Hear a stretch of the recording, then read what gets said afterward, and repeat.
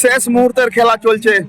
এই মুহূর্তে 2-0 গোলে এগিয়ে আছে traffic guard new town Kolkata এবং টান টান উত্তেজনায় খেলা চলছে। শেষ মুহূর্তের খেলা, যে কোনো মুহূর্তে রেফারির হুইসেল বেজে যেতে পারে।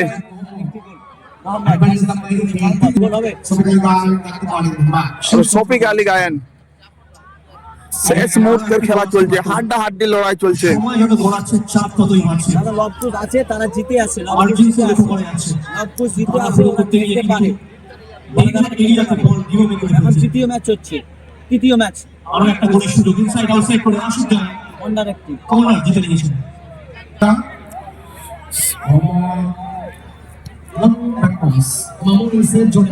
মামুনদা ভালো গোলকিপার মামুনদা। কাজল 11